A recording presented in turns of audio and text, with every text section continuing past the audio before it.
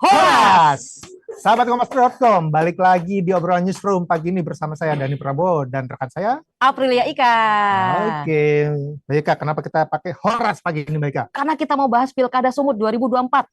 Wah, dua calon yang akan bertarung di Pilkada Sumut. Ada Bobi Nasution dan Surya dan juga Edi Rahmayadi, dan Hasan Basri Sagala. Pagi ini kita sudah bersama dengan peneliti Litbang Kompas, Mas Yohan Wahyu. Apa kabar, Halo. Mas? Alhamdulillah baik, Horas juga. Weh, sudah cocok chemistry pada pakai Horas nih.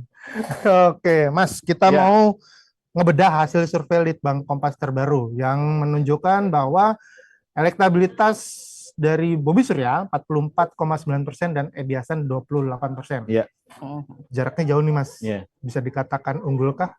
Ya kalau kita lihat selisihnya itu sekitar 16,9%, hampir 17%, itu sudah jauh melebihi sampling errornya ya, yang sekitar 3%. Artinya bisa kita katakan bahwa pasangan Bobi Surya ini relatif lebih unggul dari pasangan Edi Hasan. Tapi kita tentu memaknai survei itu mestinya juga diletakkan pada bahwa ini membaca kondisi ketika survei dilakukan. Ya, misalnya tanggal 20 sampai 25 Oktober itu kondisi ketika itu gitu ya. Apakah ini menjadi cerminan pada saat 27 November nanti? Ini hanya membaca pola gitu ya, bukan lebih bobotnya membaca pola atau proyeksi. Tapi kalau dikatakan apakah ini prediksi, ya sebenarnya bobotnya lebih proyeksi saja, gitu. Tapi kalau dilihat karena jauh tadi ya, apa sih yang membuat publik itu lebih menyukai pasangan Bobi Surya ketimbang pasangan petahana ini ya, Edi Rahmayadi kan petahana ya? Kenapa, Mas? Ada beberapa faktor ya. Yang pertama sebenarnya dari sisi popularitas kedua pasangan calon ini relatif seimbang ya. Di atas rata-rata di atas 65% orang sudah tahu kedua pasangan ini. Tapi kalau kita lihat apa sih ketika melihat Bobi Surya sama Edi Hasan, apa yang menjadi kelebihan gitu ya. Misalnya dari sisi kelebihan, Bobi Surya ini lebih dilihat dalam konteks kinerja. Jadi misalnya karena kedua orang ini kan sama-sama kepala daerah ya. Bobi wali kota Medan, Surya Bupati Asahan 2 periode. Jadi rekam jejak ini mungkin tertanam dalam memori responden bahwa kedua orang ini mantan kepala daerah, sehingga ketika ditanya apa sih kelebihan Bobi Surya, karena rekam jejak kinerja sebagai kepala daerah. Sementara Edi Hasan ini lebih personal, karakter personalnya yang diingat gitu ya, karakter personalnya itu. Jadi kalau kita lihat kenapa faktor apa yang membuat selisihnya agak jauh, boleh jadi salah satunya karena pasangan Edi ini tidak begitu menonjol sisi rekam jejak, terutama calon wakil gubernurnya ya, si Hasan ini kurang begitu menonjol sebagai kepala daerah. Jadi itu sedikit banyak orang kemudian menilai, responden menilai bahwa rekam jejak kepala daerah itu menjadi poin gitu ya. Ketika harus memilih antara dua pasangan calon ini, ya kepala daerah lebih, rekam jejak kepala daerah lebih menjanjikan. Meskipun Pak Edi ini kan juga mantan gubernur Sumut ya, satu periode kemarin, tapi memang dari sisi itu paket pasangan itu mungkin lebih komplit di Bobi Surya. Itu yang pertama. Yang kedua, boleh jadi memang dari segi pemilih representasi pasangan itu anak muda gitu ya. Bobi ini representasi generasi muda, politisi muda, sudah pernah jadi wali kota 1 periode, sedikit banyak memang menarik perhatian pemilih dari kalangan muda dan mula, sehingga sedikit banyak, padahal porsi mereka kan besar ya, 60% kalau rata-rata di Indonesia, porsi pemilih kita yang mula maupun muda, milenial sampai Gen Z itu hampir porsinya 50% lebih, hampir 60%. Jadi ini sedikit banyak kemudian memberi keuntungan pada Bobi Surya gitu. Yang ketiga, mungkin dari sisi juga kinerja pemerintahan selama ini, provinsi mungkin sedikit banyak sorotan gitu mungkin ya. Meskipun sebenarnya secara umum kinerja Edi karena sudah setahun lebih sudah mantan gubernur, sedikit banyak referensi itu kurang, kemudian memori itu kurang tertanam ke pemilih kita, sehingga lebih banyak didominasi oleh popularitas Bobi, terutama Bobi ya, dari pasangan Bobi Surya. Karena kita tahu Bobi secara politik menantu Presiden Jokowi sedikit banyak itu memberikan efek elektoral kepada Bobi gitu ya. Jadi ini pertarungannya pertarungan rekam jejak. Yang kedua pertarungan personal, sosok kekuatan personal mana yang lebih disukai. Gitu. Sama pertarungan generasi nggak ini Mas? Bisa juga, karena tadi ya anak muda lebih memilih yang muda. Tapi padahal pasangannya Bobi ini juga generasi tua, hampir 70 tahun Pak Surya ini. Jadi sedikit banyak dia itu menggabungkan pemilih muda, di sisi yang lain juga menggabungkan pengalaman Pak Surya menjadi Bupati Asahan 2 periode, itu kan melengkapi ya. Bobi baru 1 periode di Medan. Pak Surya ini bahkan sebelum jadi bupati menjadi wakil Bupati Asahan. Jadi pengalaman itu yang sedikit banyak mungkin jadi referensi pemilih untuk menentukan lebih condong ke Bobi Surya. Oke, Mas, kalau misalkan dilihat dari hasil survei kemarin, 27,1% responden kan masih undecided ya. Apa sih yang melatar belakangi mereka belum menentukan pilihan? Umumnya memang undecided voter itu pasti secara alamiah itu wait and see ya. Jadi satu mempertimbangkan ini masih masa kampanye, masih ada waktu, mereka ingin tahu, menggali lagi informasi atau referensi tentang kedua pasangan calon ini sambil menunggu debat. Ada beberapa banyak alasan yang dipertimbangkan dalam survei itu kenapa belum menentukan pilihannya. Jadi memang kadang itu menjadi pertimbangan, dan soal kebutuhan akan informasi dan referensi yang mungkin bagi mereka menunggu gitu ya. Jadi tidak mau buru-buru untuk kemudian menentukan pilihan. Ini ditambah di kelompok pemilih Edi Hasan dan Bobi Surya itu rata-rata strong voter. Jadi strong voter itu ketika dia sudah menetapkan pilihan, kita tanya lagi tuh, apakah pilihan Anda itu sudah final atau masih bisa berubah? Lah 60% itu mengatakan sudah final. Dan di masing-masing rata-rata ya, di kelompok Bobi Surya sama Edi Hasan itu rata-rata 60% kuat. Artinya apa? Di dalam kelompok pemilih mereka masing-masing itu juga potensi swing voter ada ya, sekitar 30-40% kan masih bisa aja berubah gitu loh. Dari sebelumnya Bobi Surya bisa ke Edi Hasan, sebaliknya Edi Hasan ke Bobi Surya. Jadi ditambah undecided. Jadi ini sebenarnya makanya pada pertanyaan di depan tadi, apakah ini menjadi prediksi hasil 27 November? Kita survei sebenarnya tidak dipakai untuk memprediksi, survei dipakai untuk memproyeksi, membaca pola saja. Pola hari ini, survei hari ini itu yang unggul memang Bobi Surya dibandingkan Edi Hasan karena selisihnya hampir 17% ya. Nah, apakah ini akan cerminan sekitar kurang lebih 3 pekan ke depan, 27 November? Ya kita tunggu saja. Karena survei itu kan bahan bakunya itu kan persepsi. Misalnya Ika ditanya ini, kalau sekarang milih gubernur Sumut, Ika, kamu milih siapa? Jadi ada kata-kata kalau, jika, berandai-andai. Itu namanya persepsi. Levelnya ada yang lebih tinggi lagi di atas survei, itu exit poll. Jadi exit poll itu survei yang dilakukan setelah pemilih nyoblos. Jadi pertanyaannya juga berubah. Ika, tadi milih siapa? Nah, kan beda. Tapi rumpunnya masih rumpun persepsi, karena Ika bisa bohong, bisa merahasiakan gitu kan, persepsi ya. Nah, yang levelnya paling tinggi yang sebenarnya level prediksi itu quick count. Quick count tadi karena bukan lagi persepsi, nggak nanya pemilih kita hanya menghitung suara yang di TPS, dan itu kan bukan persepsi, itu hitungan real TPS. Nah, prediksi itu di quick count, tapi kalau survei exit poll saya sih lebih sering menggunakan kata proyeksi gitu. Mas, ini kan kalau dari survei Litbang Kompas sendiri kan Bobi Surya itu unggul di kalangan Gen Z ya.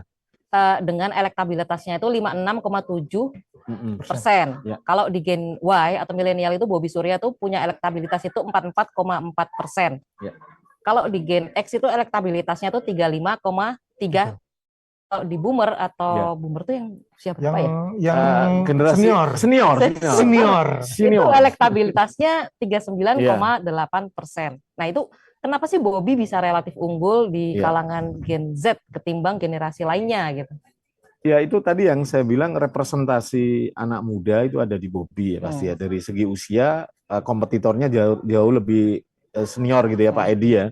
Jadi semakin muda usia kelompok responden itu semakin ke Bobby kan gitu. Semakin tua dia tidak memilih Bobby atau undecided sebenarnya. Posisi undecided itu kebanyakan memang dari pemilih yang relatif sudah senior ya, beberapa kali ikut pilkada atau pemilu, karena memang banyak hal yang dipertimbangkan tentunya. Dan kenapa Bobby dipilih lebih banyak tadi, Gen Z 50% lebih dari kelompok Gen Z ke Bobby, ya mungkin cerminan representatif aspirasi mereka lebih cocok sesuai pada anak yang lebih muda gitu ya. Itu asumsi yang bisa kita kembangkan dengan data yang ada gitu. Oke, Mas, ini juga menarik juga memotret Ya. hasil survei itu kalau yang mengatakan bahwa salah satu aspek yang menjadi pertimbangan pemilih memilih Bobby itu ternyata kan ada peran tadi dikatakan menantu presiden. Iya. Sebenarnya memang dari awal itu ada pengaruh nggak sih bahwa kinerja-kinerja presiden terhadap mungkin pembangunan di Sumut itu berpengaruh terhadap elektabilitas Bobby secara langsung? Ya sebenarnya tidak berpengaruh cukup kuat ya, tapi orang kemudian udah tahu Bobby ini bagian dari Pak Jokowi lah, bagian dari apalagi keluarga menantu sedikit banyak itu mungkin juga menjadi bahan pertimbangan gitu ya orang ketika menentukan pilihan, terutama di kelompok memang pemilih Pak Jokowi di 2019, di kelompok orang yang sudah cukup relatif puas dengan kinerja Pak Jokowi. Jadi kalau kita belah kelompok pemilih yang merasa puas dengan kinerja Pak Jokowi selama jadi presiden, memang cenderung ke Bobby gitu. Dibandingkan pemilih yang cenderung tidak puas dengan kinerja Pak Jokowi gitu ya, cenderung kemudian lebih ke Pak Edi. Mas Yohan, ini menarik nih, kan Sumatera Utara itu basis PDIP, tapi kok hanya ada 25,1% responden tuh yang mempertimbangkan dukungan Megawati untuk menjatuhkan pilihan. Ini kan jadi kontras sama dukungan Jokowi tadi. Ya sebenarnya nggak kontras, orang memilih di pilkada seperti halnya pilpres ini berbeda dengan orang memilih partai. Jadi kalau dalam politik disebut split voting ticket. Jadi ada split gitu ya. Jadi pilihan orang itu pasti menyebar gitu ya. Ketika polanya berbeda. Ketika kita milih partai, tentu referensi kita adalah apakah kita punya partai ID terhadap partai itu. Jadi merasa dekat dengan partai itu. Kalau kita merasa bagian dari partai itu, umumnya memang lebih memilih partai itu gitu ya. Itu yang pertama. Yang kedua, artinya profiling partai, rekam jejak partai, pamor partai, termasuk pamor ketua umum, itu menjadi referensi ketika kita memutuskan memilih partai apa gitu. Karena partai institusi kan. Sementara kalau memilih orang, baik itu pilpres maupun di pilkada, cenderung kekuatan sosoknya yang dominan gitu. Jadi pemilih itu cenderung otonom gitu ketika memilih di pilpres maupun di pilkada gitu ya. Meskipun kita nggak bisa menafikan mobilisasi politik di lapangan, potensi mobilisasi, potensi intimidasi, potensi bahkan politik uang untuk kemudian mengarahkan dukungan pilihan orang, yaitu faktual memang ada. Bawaslu catatannya itu kan pelanggaran-pelanggaran pemilu yang selalu kita temukan dalam kontestasi politik ya. Tapi secara general orang memilih partai dan orang memilih pilkada calon kepala daerah itu cenderung otonom ketika memilih kepala daerah maupun calon presiden. Jadi banyak faktor yang kemudian bahkan temuan misalnya pelanggaran itu justru banyak terjadi di pemilu legislatif. Misalnya politik uang gitu ya, mobilisasi pemilih. Itu hampir kecil kemungkinan politik uang itu terjadi di pilpres misalnya. Karena pilpres itu relatif kecil potensi politik uang. Karena apa? Yang bermain itu sisi emosi pemilih gitu ya. Ideologis kadang ya, untuk kemudian menentukan siapa capres yang ia pilih. Memang posturnya tidak sekuat pilpres di pilkada ini. Tapi polanya sih sama, karena memilih orang kan. Emosi juga main di situ dibandingkan memilih partai. Karena itu fenomena split voting ticket tadi memang terjadi gitu. Misalnya di pemilih PKS dalam konteks nggak semua pemilih partai itu mengikuti arahan partai itu mendukung paslon mana di pilkada. Itu namanya split. Ya, saya misalnya Mbak Ika misalnya, kita contoh Mbak Ika terus saja. Mbak Ika misalnya pemilih partai A. Padahal Partai A mengusung si calon B. Mbak Ika belum tentu milih calon B yang diusung Partai A. Gitu. Itu namanya split. Tapi juga ada pemilih-pemilih Partai A yang ngikutin aja Partai A. Gitu. Ada beberapa partai yang secara ideologis dan posturnya memang dia lebih tinggi ya loyalitas pemilihnya. Gitu. Terutama PDIE dan PDIP gitu ya dan PKS. Karena memang karakter partai ini kan lebih ke ideologis gitu. Jadi meskipun demikian potensi split voting dari pemilih mereka tetap ada, tapi dibandingkan partai lain, loyalitas pemilih mereka lebih tinggi gitu ya. Rata-rata misalnya di Sumut ini pemilih PDIP yang memilih Pak Edi tinggi dalam kelompok responden pemilih PDIP ya, rata-rata di atas 50% itu pemilih PDIP milih Pak Edi dalam 100% pemilih PDIP-nya.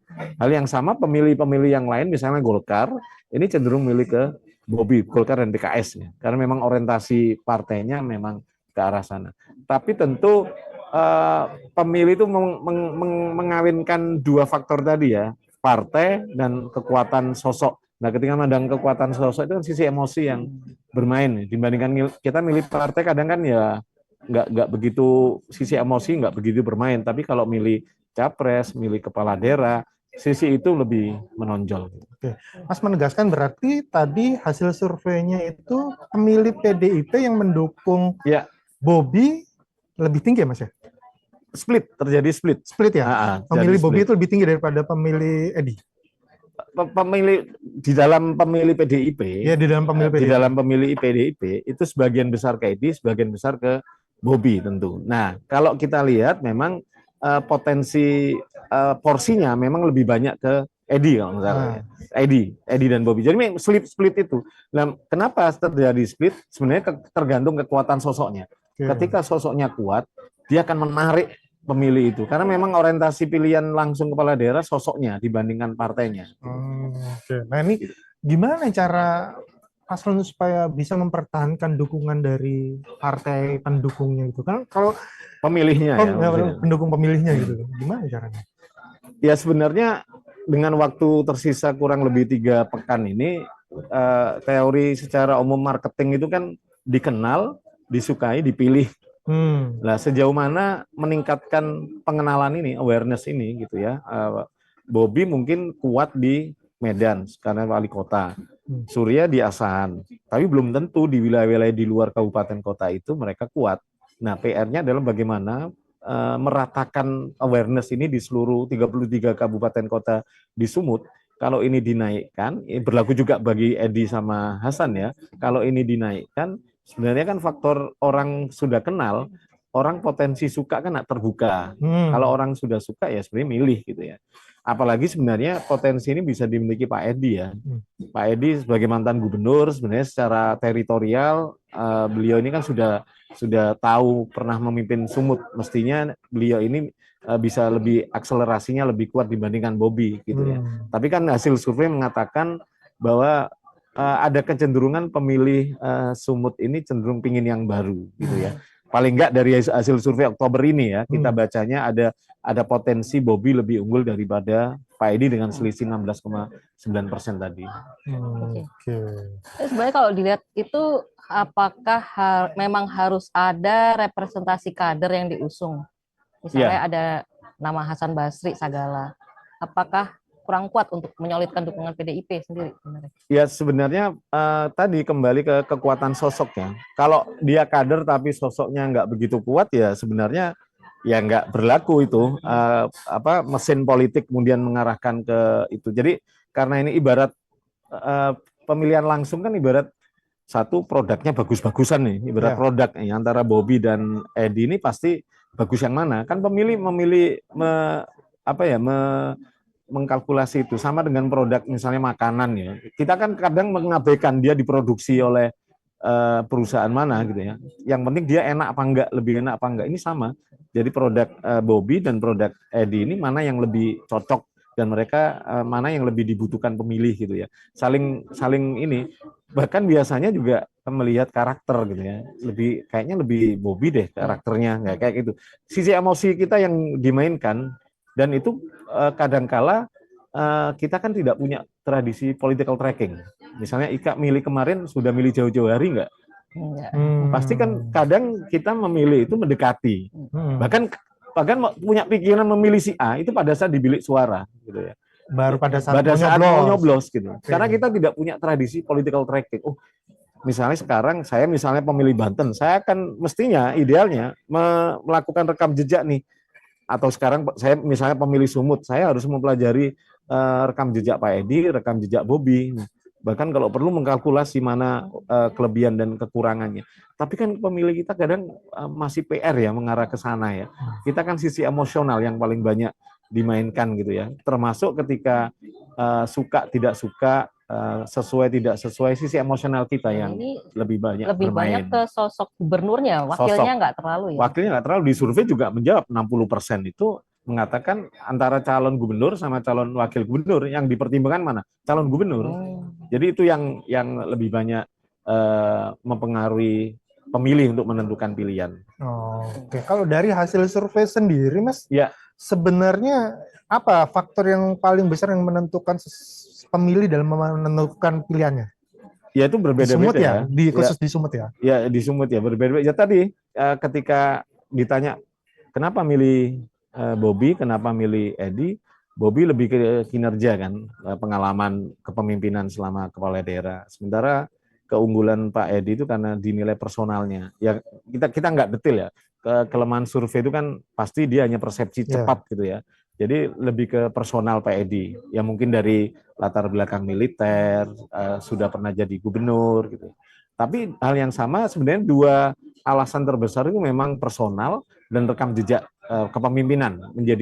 Pengalaman menjadi pejabat publik itu yang paling banyak menjadi pertimbangan mereka untuk menentukan pilihan. Jadi sebenarnya kalau dikembalikan ke pengalaman kita, pasti kan kita dua hal itu kan yang sebenarnya jadi pertimbangan kita, atau ketika kita ada nama calon terus kita siapa ini, pasti dua hal itu. Dia ini sudah pengalamannya apa aja, terus dia orangnya kayak apa, itu kan dua faktor itu ya. Sisi emosi itu kan personal, itu emosional. Ketika rekam jejak lebih rasional kita melihatnya. Oh, pernah jadi wali kota Medan, Pak Edi pernah jadi gubernur Sumut, Pak Surya pernah jadi bupati ASEAN gitu ya. Nah ini yang sebenarnya referensi ini yang sedikit banyak akan jadi pertimbangan kita untuk menentukan pilihan. Meskipun PR kita sama-sama ya, itu mesti idealnya dilakukan jauh-jauh hari, terutama ketika penetapan paslon. Ya sebelum masa kampanye. Oh ini sudah ditetapkan, berarti kita harus melakukan tracking. Tapi kita kan nggak pernah melakukan itu, hampir nggak pernah kan? Iya sih. Mestinya kayak gitu pemilih kan, apa ya, pemilih cerdas gitu. Sebenarnya jadi pertanyaan juga, kenapa orang Indonesia atau mungkin ya kita ngomong secara umum aja ya, orang Indonesia kenapa dalam tanda kutip tidak mau men-tracking paslon?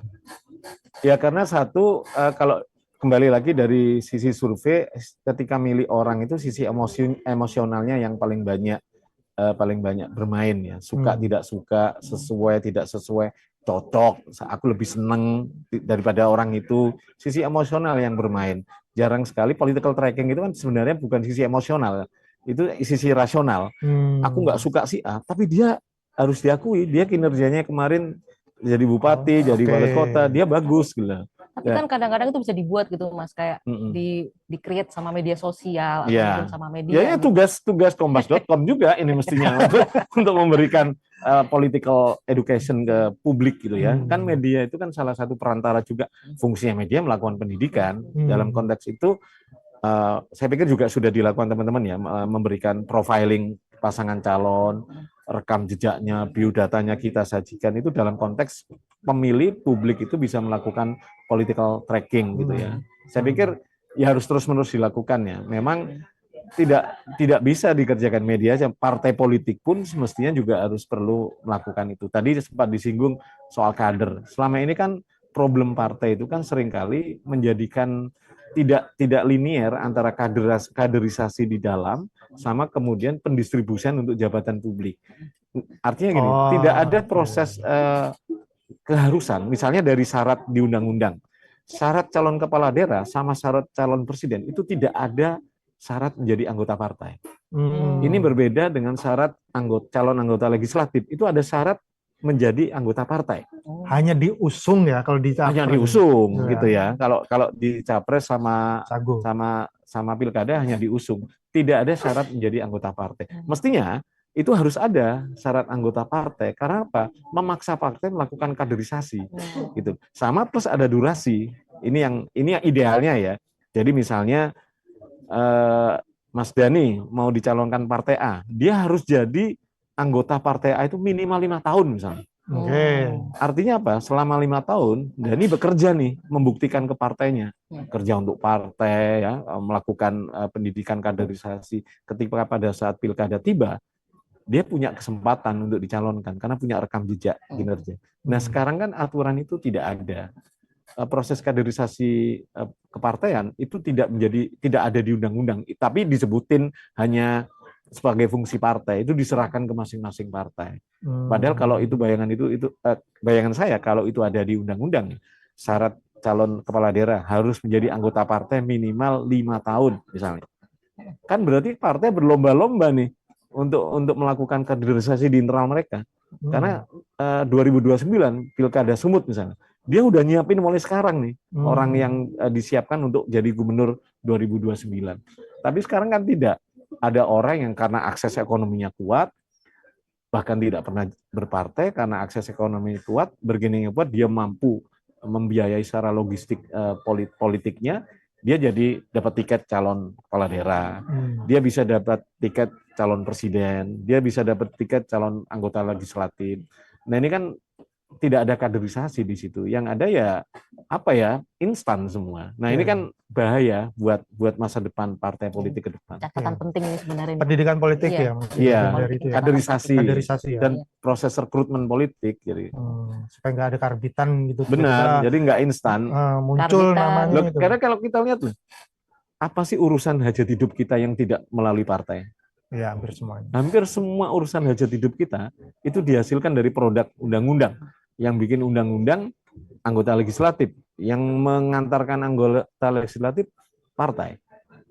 Jadi betapa penting ini proses itu harus dilakukan gitu ya. Oke. Mas, ini kan dari kalau terhitung mulai hari ini sampai nanti pencoblosan berarti masih ada 21 hari lagi. Ya. Berarti masih ada tahapan kampanye, masih ada tahapan debat masih ada ya. Kalau melihat hasil survei sekarang, masih efektif nggak kegiatan debat dan kampanye yang dilakukan? Saya pikir karena survei itu kan bahan bakunya itu persepsi, ya pasti persepsi itu bisa berubah naik turun. Ya. Selama memang kalau melihat rekam jejak pola-pola yang sebelumnya, selama tidak ada kejadian yang begitu besar gitu ya, misalnya ada kasus hukum yang begitu langsung membalikkan persepsi, selama tidak ada itu, ya sebenarnya pola hari ini bisa memproyeksikan 27 November. Gitu. Gitu.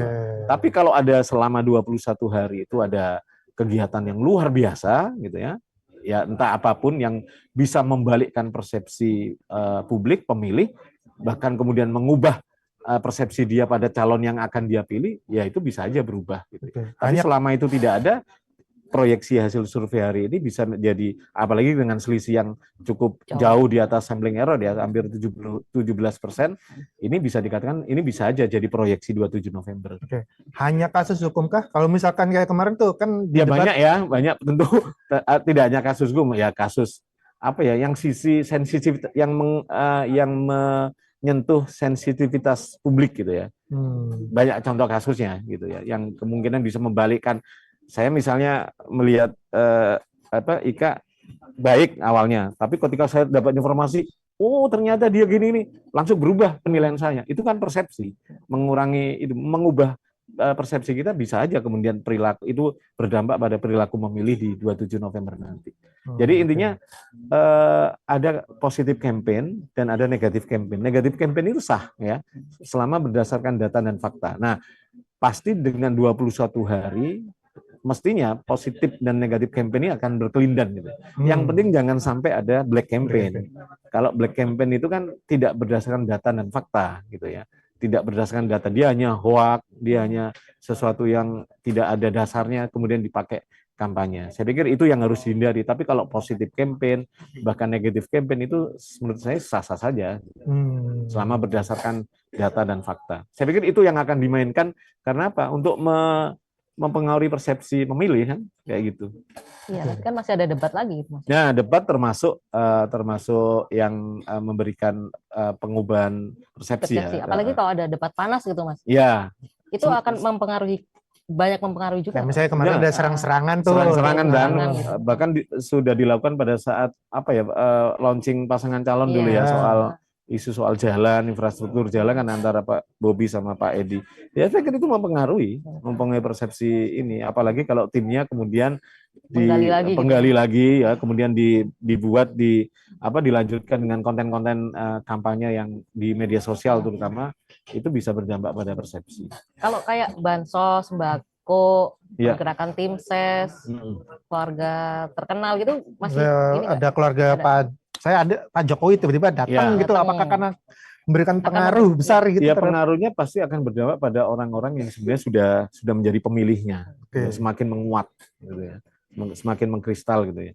Bisa juga mempengaruhi undecided yang 27% tadi, yang sebenarnya di satu sisi mereka belum tahu ya mau milih Pak Bobi atau Pak Edi, tapi ketika misalnya ada faktor itu, ya dia makin mantap ke Pak Bobi misalnya, atau mungkin ada dukungan dari Bu Mega misalnya datang ke Sumut karena PDIP ke Pak Edi, bisa aja kemudian yang semula masih ragu ke Pak Edi, kemudian mematapkan pilihan ke Pak Edi. Jadi faktor-faktor di luar sosok calon itu pasti juga punya pengaruh, meskipun gradasinya beda-beda gitu ya. Tapi gradasi yang porsi paling besar tentu sosok calon yang mempengaruhi pilihan kita, emosi tadi. Di luar itu pasti faktor lainnya. Di endorse Pak Jokowi, di endorse Bu Mega. Tapi memang survei tadi sempat ini endorse paling lemah itu memang Bu Mega ya. Pengaruhnya hanya 25% gitu ya. Itu kan ditanya satu-satu. Apakah Anda mempertimbangkan dukungan Bu Mega? Apakah Anda mempertimbangkan dukungan Pak Jokowi? Apakah Anda mempertimbangkan dukungan Pak Prabowo? Memang Pak Prabowo dan Pak Jokowi memang lebih tinggi dibandingkan tokoh-tokoh yang lain gitu ya. Bu Mega memang relatif lebih rendah gitu ya. Jadi kalau diajak makan siang Pak Jokowi langsung tiba-tiba Mas Bobi datang nih, nganterin cucunya mau ketemu Mbah gitu kan. Iya, dugaan saya sih mengkristalisasi dukungannya Bobi yang sudah ada. Dalam sisi yang lain akan mempengaruhi undecided voter yang swing masih ngambang tadi gitu. Tapi kalau pemilih yang tadi yang unapproval terhadap Pak Jokowi ya, misalnya tidak puas, ya mereka sebenarnya bukan kelompok pemilih Bobi gitu. Sebenarnya ada satu pertanyaan yang dikit mengganjal itu, yaitu terkait dukungan Bu Mega ya. Itu kalau di data itu kan 60,5% itu tidak mempertimbangkan pemilih yang tidak mempertimbangkan calon yang didukung Bu Mega. Apakah artinya kalau misalkan Bu Mega datang ke Sumut melakukan kampanye, itu justru akan mempengaruhi tingkat keterpilihan? Bisa juga, karena kan memang tidak potensi disinsentif ya, lawannya insentif ya. Bu Mega 60% tidak akan mempertimbangkan pemilih di Sumut itu dengan dukungan Bu Mega, hanya 25%. Artinya kehadiran Bu Mega jangan-jangan bisa aja tidak memberikan efek elektoral, bahkan sebaliknya gitu. Saya pikir mungkin tim sukses akan menghindari itu gitu. Gitu. Oke, baiklah. Menarik, di survei Litbang Kompasnya juga menyebutkan faktor keluarga mempengaruhi pilihan tadi ya. Gitu. Jadi dalam hal ini survei mencatat 52,1% responden itu menyatakan pilihan satu keluarga cenderung sama. Itu kenapa ya? Ya, sisi pilihan-pilihan, meskipun ini pilihan personal ya, kadang orang terdekat itu kan jadi referensi juga. Ya, orang terdekat kita kan keluarga ya, pasangan, anak, istri, bapak, ibu. Saya pikir itu juga wajar ketika responden ditanya siapa yang paling itu pertanyaan, desain pertanyaannya kan gini, siapa orang yang paling mempengaruhi pilihan Anda? Ya, pasti keluarga, karena orang yang terdekat dan interaksinya lebih intens dibandingkan orang lain. Tapi setelah keluarga juga banyak tuh teman, sahabat gitu. Tapi ya. Keluarga paling besar. Paling besar keluarga itu. Padahal jadi kalau pas pilpres itu bisa jadi malah beda-beda. Malah beda-beda kan. Gitu ya. Tapi kan mempengaruhi juga. Tetap kan ini pertanyaan kita, apakah pilihan, jadi bukan dalam konteks harus sama kan. Dalam konteks apakah pilihan siapa sih yang paling mempengaruhi pilihan Anda? Keluarga. Jadi kalaupun beda, harus beda ya, keluarga juga. Jadi bukan dalam konteks pilihannya sama sebenarnya, tapi dalam konteks siapa yang paling mempengaruhi Anda, terhadap pilihan Anda. Ya, keluarga itu paling mempengaruhi. Apakah itu linear atau berkebalikan gitu loh. Gitu. Jadi keluarga memang faktor paling banyak disebutkan yang paling mempengaruhi pilihan responden. Oke. Mas, kita mau ngomongin soal Pak Prabowo nih, Mas. Ya. Kan jelas ya kalau Bobi itu didukung oleh Kim. Kim plus ya. Tapi sosok Pak Prabowo sendiri seberapa besar dampaknya terhadap pemilihan atau dalam menentukan pilihan masyarakat? Ya, sebenarnya faktor Pak Prabowo tidak jauh beda dengan Pak Jokowi ya. Ya, relatif sama. Meskipun memang artinya di atas Bu Mega tadi ya. Sebagai presiden terpilih, pamor dia kan spotlight ke Pak Prabowo, berpindah dari Pak Jokowi ke Pak Prabowo. Ini memang punya pengaruh, tapi memang pengaruhnya sekali lagi tidak jauh berbeda dengan Pak Jokowi gitu ya. Postur pemilih Pak Prabowo kalau dilihat kata kuncinya Gerindra gitu ya. Kemudian di Pilpres kemarin milih Pak Prabowo. Nah, apakah di pilkada ini memilih Bobi yang notabene diusung Gerindra? Nah, ini yang terjadi split tadi. Karena artinya bukan hanya karena faktor Pak Prabowo atau karena faktor Gerindra, karena pemilih Gerindra sendiri juga split antara ke Bobi sama ke Pak Edi gitu ya. Tapi memang faktor, sekali lagi, faktor yang dominan itu lebih ke sosok Bobi maupun sosok Pak Edi. Nah, faktor yang lain yang tentu tidak terlalu dominan itu turut menambah kekuatan atau menambah kelemahan sebenarnya terhadap pilihan seseorang. Nah, Pak Prabowo itu bagian dari faktor tambahan, termasuk pengaruh Pak Jokowi, termasuk pengaruh Ibu Mega gitu ya. Itu faktor tambahan yang memperkuat atau justru memperlemah pilihan kita. Tapi faktor utama tetap kekuatan sosok Bobi maupun kekuatan sosok Pak Edi Rahmayadi. Tapi kalau melihatnya juga menariknya itu adalah keberadaan Pak Prabowo ini justru lebih besar ya pengaruhnya daripada Pak Jokowi ya? Iya, karena mungkin karena presiden terpilih, presiden baru ya, orang kemudian pengaruhnya lebih dulu dan satu lagi Pak Prabowo ini kan masih ketua umum partai ya, jadi punya kendali terhadap partai politik. Sementara Pak Jokowi kan fakta politik bukan ketua umum partai gitu ya. Artinya dia hanya mantan presiden saat ini. Nah, sementara Pak Prabowo ketua umum partai, presiden terpilih, dan dia sebenarnya juga menjadi pimpinan Kim Plus kan secara tidak langsung ya, koalisi partai-partai ini. Jadi memang otomatis pamor dia tentu lebih kuat dibandingkan Pak Jokowi yang sudah mantan presiden saat ini. Ini kemarin tuh jadi menariknya soalnya gini Mbak Eka. Nama Bobi tuh di trending Twitter tuh cukup tinggi. Jangan-jangan gara-gara Bobi dibawa ke istana gitu loh. Oh, Bobi Kertanegara. Ada kesamaan nama. Ada kesamaan nama. Jadi terpatri gitu ya. Bobi.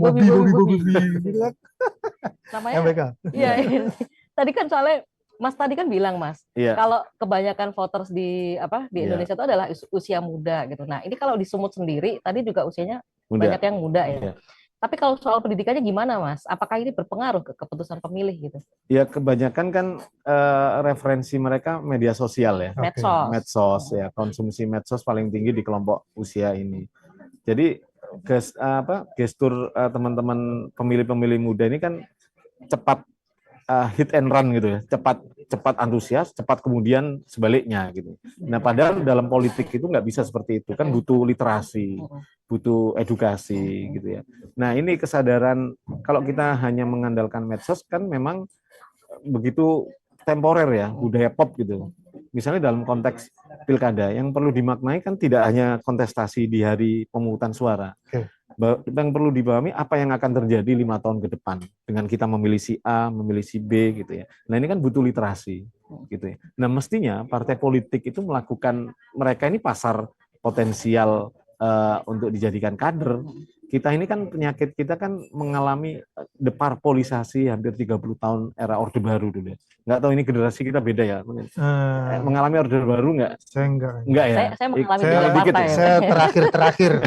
Nah, itu kan dulu orang jadi aktivis partai itu tabu gitu ya. Karena deparpolisasi. Jadi terkait urusan partai itu kalau bisa dikurangin gitu ya. Bahkan dan warisan itu terjadi sampai hari ini. Misalnya dalam konteks misalnya di Tangsel misalnya, tempat saya tinggal, ketua RT RW itu nggak boleh orang partai. Padahal kepala daerahnya orang partai. Jadi hal-hal kayak gitu mestinya nggak apa-apa orang berpartai itu, karena kalau kalau apa kan butuh kaderisasi. Kepemimpinan politik itu kan sumbernya dari partai. Ya kalau orang punya kemampuan, punya kompetensi, punya kesadaran ingin memperjuangkan kepentingan publik, masuk partai gitu loh. Jadi jangan tabu untuk masuk partai, dan jangan menghindari juga, wah politik enggak, gitu. Hidup kita ini kan berpolitik sebenarnya. Nah, dalam konteks itu pendidikan politik, partai mesti melakukan itu juga, tidak sekedar kemudian kerja-kerja partai itu pada saat momentum kontestasi politik. Justru kerja-kerja partai itu di luar itu mestinya. Pendidikan politik, kaderisasi, sosialisasi politik gitu ya.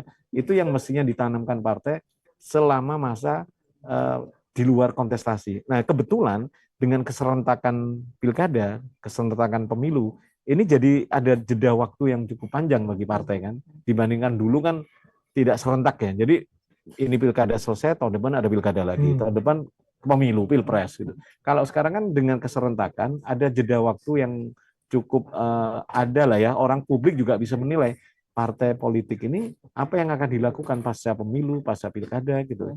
Kan ada jeda waktu sekitar 3 tahun lah, ya. Ya itu sebenarnya harus memperkuat fungsi-fungsi kepartaian. Jadi selama ini fungsi partaian kita lebih ke fungsi yang dominan mobilisasi politik, ya, fungsi rekrutmen itu kadang nggak semua partai terbuka, fungsi kaderisasi hanya dilakukan pada saat proses pencalekan, mestinya itu dilakukan. Tapi bukan berarti nggak ada partai yang sudah melakukan ya.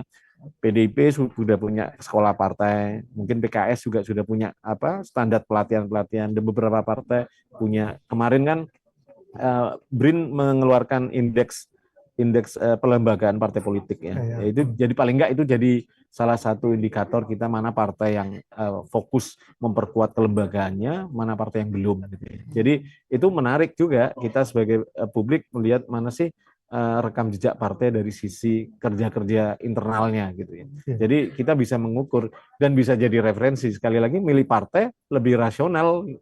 Karena rekam jejak biar lebih rasional pemilih kita itu.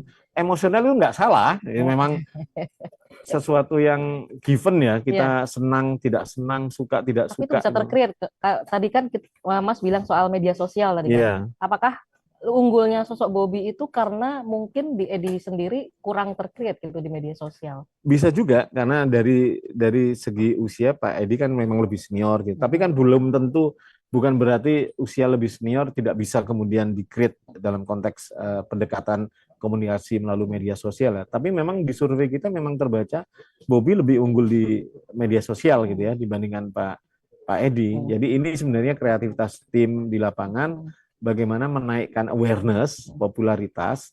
Dengan naiknya popularitas ini diharapkan likabilitas, kesukaan juga naik, otomatis keterpilihan juga naik gitu. Oke. Ini kalau misalnya ngebaca hasil surveinya kan 42%, 42,9% itu orang mengenal Bobi Surya itu dari medsos. Iya. Dan kalau Edi Hasan Basri 40,3%. Apakah nantinya sampai menjelang pemilihan pertarungan di medsos ini akan begitu keras? Saya pikir mereka akan memanfaatkan media medsos itu ya, karena kan dengan waktu yang pendek, dengan target yang tinggi, nggak mungkin operasi di lapangan begitu, apalagi tenaganya mungkin terbatas ya. Media sosial itu kan real time, kemudian 24 jam gitu ya, dia tidak terhalang oleh apapun kendala teknis, maksudnya harus ke sana. Saya pikir itu akan digencarkan ya untuk menaikkan traffic, exposure, otomatis menaikkan citra, dan citra berpengaruh pada emosi pemilih. Kemudian pemilih akan lebih menarik perhatian pada pasangan calon yang mana gitu. Saya pikir akan melakukan itu. Kita kayak kuliah pagi hari ya. Iya.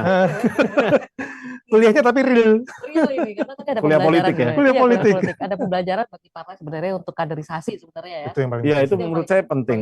Terus ada tadi yang dari BRIN tadi sebenarnya bagus untuk pemilih biar lebih rasional memilih gitu. Indeks pelembagaan partai politik. Iya, tapi memang orang Indonesia memilih berdasarkan hati ya. Iya.